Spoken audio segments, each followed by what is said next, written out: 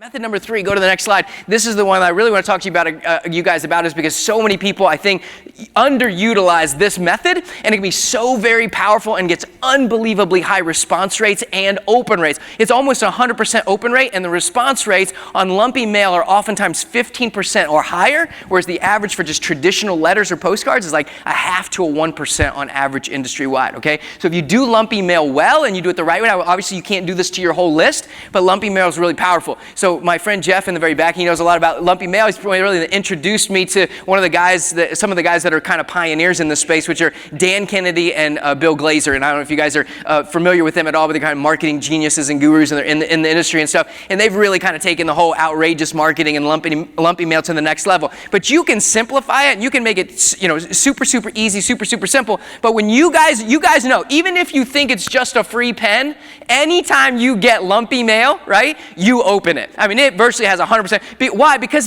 it's lumpy, and you think there might be something in there worth something, right? You think it has, like you see in your notes, it has a high perceived value. And so it virtually has 100% response rate. People just want to see what's in there. Why did I get this mail that's not flat? It's got something to it, right? And so because of that high, now it is certainly the most expensive, but it's also the most effective. And so that is something that I think that you should put into your marketing, in your direct mail marketing strategy. And let me tell you how you do it. Because again, because it's more expensive, it's certainly not going to be something you're going to be able to do to your entire list.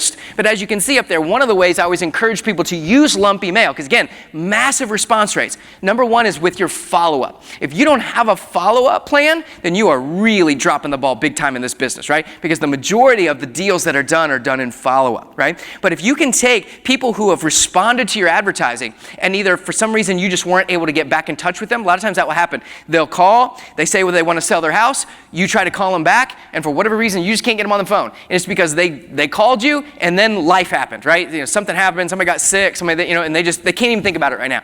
But a month from now, 2 months from now, they're going to be thinking about it again. And they're going to be reaching out to somebody. Who are they going to reach out to? And so if they've reached out to you and are interested in selling, or you made them an offer and they declined it, oftentimes they'll call a bunch of other investors and they find out that your offer really wasn't as bad as they thought it was, and they'll eventually come back around, but then they can't find your phone number, right? So follow-up is super important. And one of the ways to make your follow-up that much more powerful is if you sent a mailing list to say 1,000, 2,000, 3,000 people, and you had 100 people respond, now you've moved them down the funnel, and you've narrowed them down to 100 people who have raised their hand and said they're kind of interested in doing business with you. That's the people that you can then afford to send that lumpy mail to, where your response rates are going to be through the roof, and you're more likely, again, until they tell you they've already sold it and they're not interested, those are the people you kind of do some of this extra stuff to.